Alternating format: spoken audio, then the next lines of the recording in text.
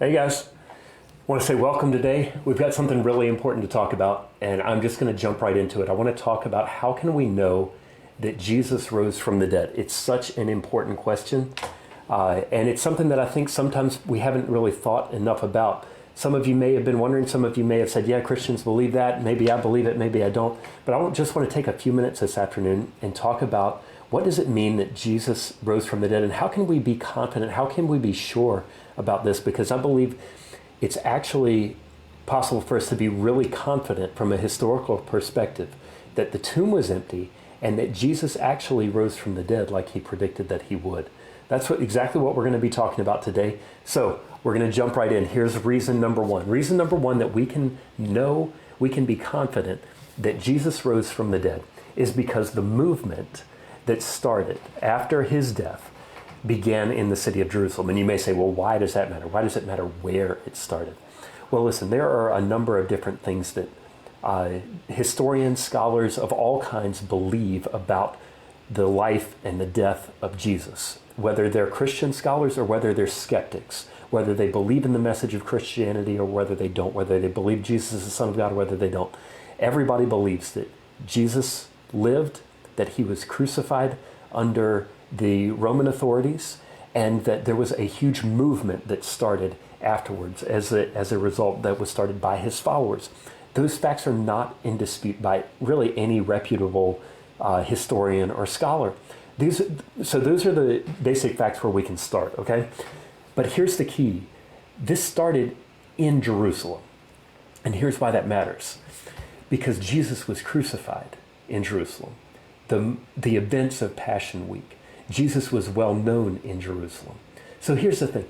If Jesus' disciples were going to make up some story about Jesus rising from the dead, they probably wouldn't go to the city where he was crucified and where he was buried, where people had been witnesses of these things, and then start telling people, oh yeah, Jesus, you know the guy that was crucified just a few weeks ago? Well, he's risen from the dead, and he's now proclaimed as a result of that resurrection to be Lord of all the universe. You wouldn't go to the place where it happened, because all someone would have to do is walk over here and say, look, here's the tomb, here's the body. This is Jesus right here. What do you mean he rose from the dead? We see him right here. Here's the tomb. There's the stone that was in front of it. But Jesus' disciples were not afraid to preach the message of his resurrection in the very city where his crucifixion and burial took place, where he was well known, where these events would have been public knowledge. They were willing to stand up in front of thousands of people and say, Jesus rose from the dead. That doesn't happen if you're making something up, if this doesn't really happen. So that's the first one. It begins in the very place that it started. All right? Sorry, I hit something on my computer. Let's go to the next slide here. Number two, here's a second reason we can know that Jesus rose from the dead. The movement itself begins only weeks after the event. Okay, so just like we talked about, if you were going to start a movement based on a lie or based on conflicting information where people could easily disprove what you were going to say, you certainly wouldn't start it in the city where the events took place. And you certainly wouldn't start it only weeks after it took place. You might wait years or even decades afterwards. In fact, that's kind of the impression that I think some people have about the resurrection of Jesus. It's like, well, maybe some kind of mythology built up around Jesus over the years, over a couple of generations after his life. You know, you had the eyewitnesses, and then you had them telling stories to their children, and then they passed it on to their children, and eventually you get this idea of Jesus rising from the dead as kind of a built-up mythology around him. But that's really not the historical situation that you have at all. In fact, only weeks after his crucifixion, you have the public proclamation by his disciples that this Jesus whom you crucified has been resurrected and is now ascended to heaven. We have witnesses, in fact, that you can talk to people that saw Jesus here, alive, after his crucifixion and after his burial. So not only would you not do it in the location where it happened, you would also not do it immediately after the events, where people's memories are still fresh, where there are still plenty of people that can look around and say, guys, y'all are making this up, or that's not the way it happened at all. But instead, they go right to the center of where it took place. And immediately after the events they took place, this movement begins. And you see the start of the church. You see worship shift to Sunday as a result of the resurrection happening on Sunday. There's no other explanation for these kind of things than the fact that the disciples were convinced that Jesus really had risen from the dead. So that's reason number 2. We can be confident the movement begins only weeks after. Here's reason number 3. The disciples offer hundreds of eyewitnesses. Just like the first 3, these events and the things that happen right after his death and his resurrection, they happen in such close proximity, and they happen with enough widespread cooperation that it does not make sense from a historical perspective to say any other explanation really makes sense at this point. Because not only do you have it taking place at the very center of the crucifixion event, not only do you have it taking place within a very short time frame, but you also have the disciples relying on the eyewitness testimony. The Apostle Paul in the book of 1 Corinthians said over 500 people saw the resurrected Christ. And he doesn't say all 500 are available, but he says most of whom are still alive today for you. In other words, saying you can go ask people that saw Jesus, you can go talk to them, you can get eyewitness accounts for yourself to those people in the city of Corinth. So hundreds of eyewitnesses in the location, right?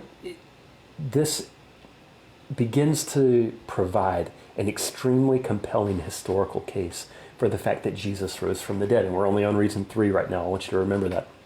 We talk about proof. We talk about historical evidence. A lot of times in our culture, we think about video.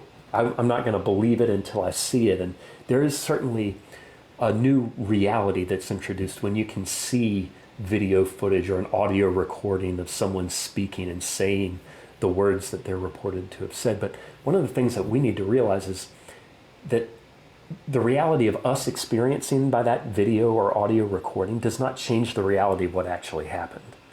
It's actually probably a fault in our mind that it doesn't seem real to us until we see it, because the events were just as real whether they were recorded or not.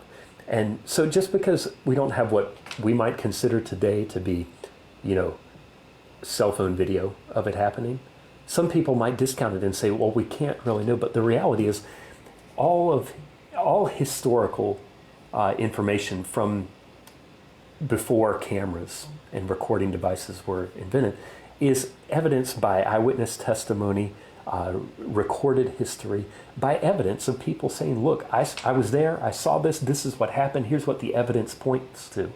So, and that's the same thing that we're doing here. We're just looking back at the historical evidence. So that's reason number 3. Hundreds of eyewitnesses. How better can you give evidence for the fact of Jesus' resurrection other than people saw and experienced? So here's reason number 4.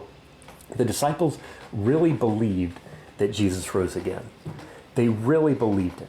Now, this is really important because some of the things that we talked about already, the fact that they are willing to go right into the center of all of this and preach the message immediately after it happened, they had to really believe that this happened. Okay? What you have, some people have suggested that, well, maybe the disciples kind of made up this whole story about him rising from the dead. Maybe he didn't really rise from the dead. Maybe they stole the body. That was one of the theories floated by the government authorities at the time. It's been suggested by some people more recently. But the reality is that those don't really explain the transformation that you see in the lives of the disciples. They go from denying that they even knew Jesus and hiding in a room so that no one could find him after his death, to only weeks later becoming these bold witnesses willing to risk their lives and being willing to suffer physical punishment and beatings and some even laying down their lives for this message. Think about this. if you're going to start a conspiracy, like you'd have to suppose if this was a fraud or if they were making this up, how many people would have to be involved in that would have to know exactly what was going on, and not one of them would recant and say, you know what, I'm about to go to prison for this. Okay, let me tell you what really happened. Or I'm facing the death penalty for this. The Apostle James martyred.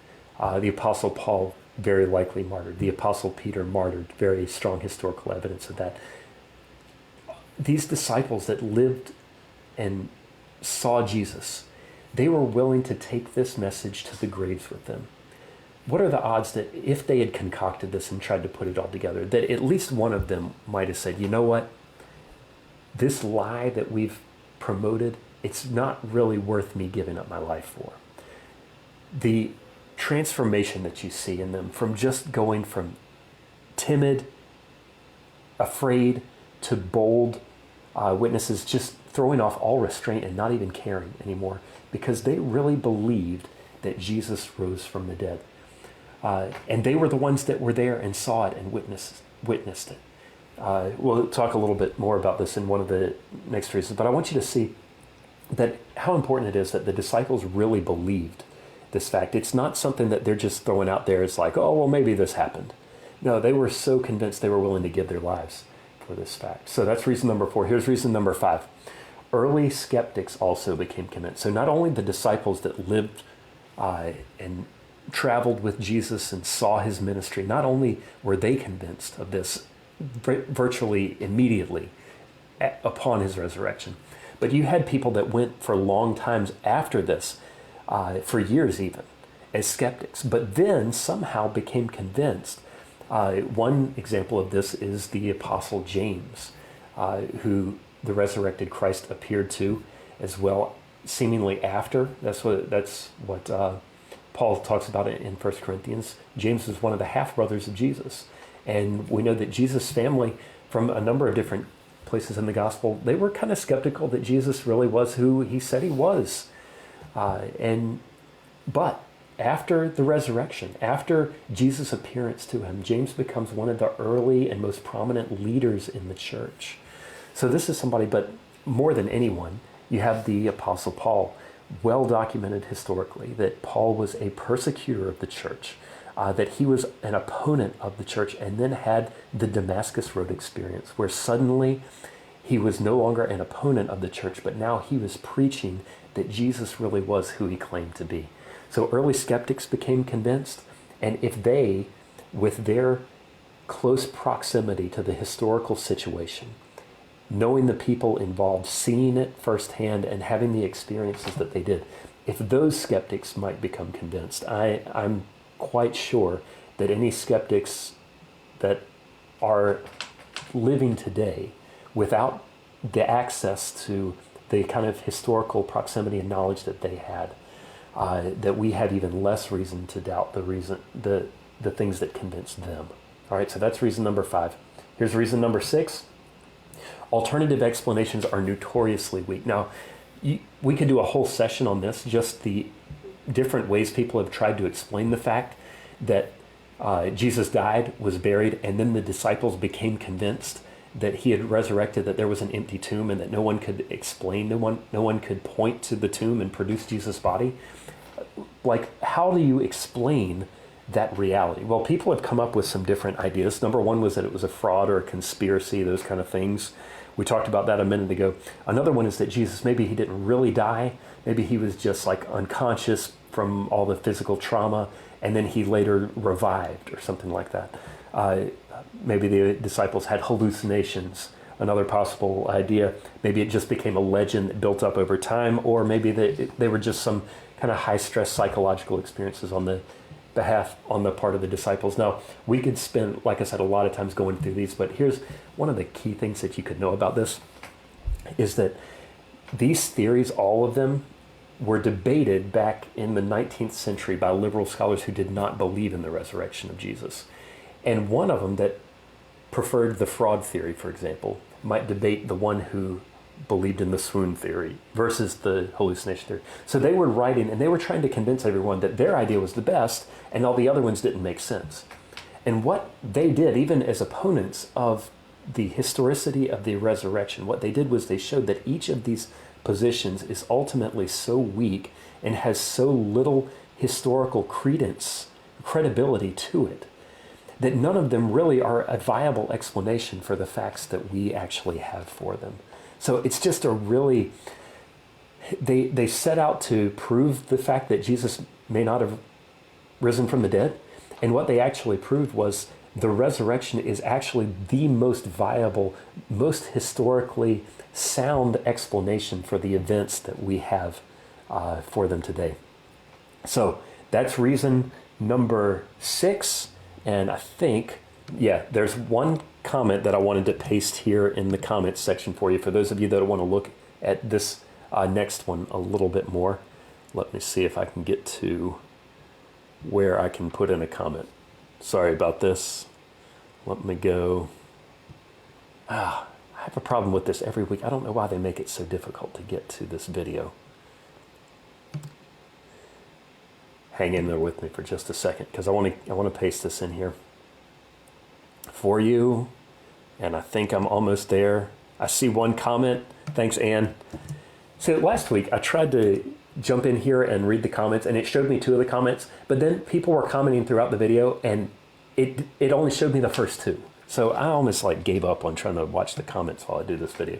But I do have it in the comments now. These, what I've pasted here, are the accounts from the Gospels in the book of Acts of the resurrected Christ, of Jesus after he rose from the dead.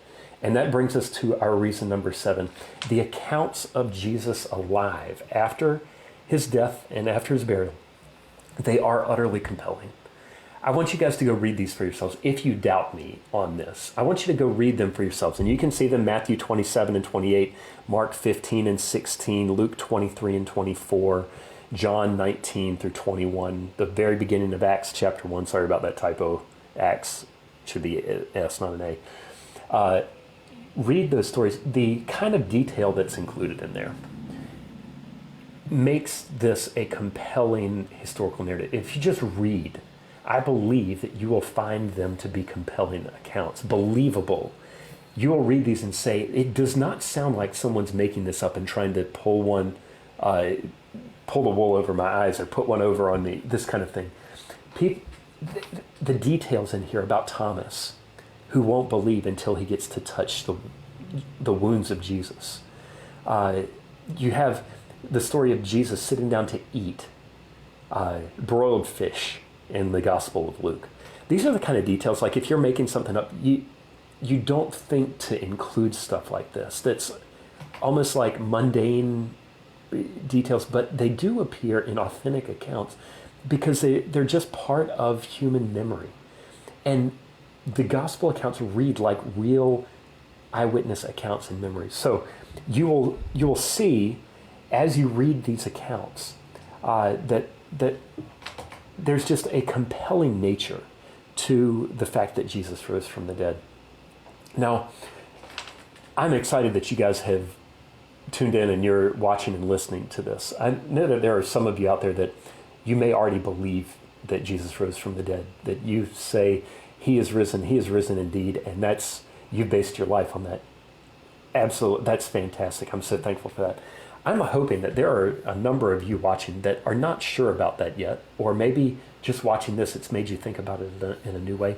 I want you to know that tomorrow night, by Zoom call, we are going to have, extra slide in there. We're going to have a Zoom call tomorrow night at 7, where we talk about this, go into some more detail on the things that we've talked about tonight, and give you a chance to offer insight, thoughts, questions, where we can talk about this more. And if you would like to do that, I would love for you to leave a comment on the video or send us a message at New Song Fellowship Facebook page. You can send that privately, and we will send you the link to the Zoom call tomorrow night so that you can talk about this and consider it more. Because here's the reality, is that if Jesus rose from the dead, then that means that everything that he taught was true. Everything that he claimed to be is accurate about him.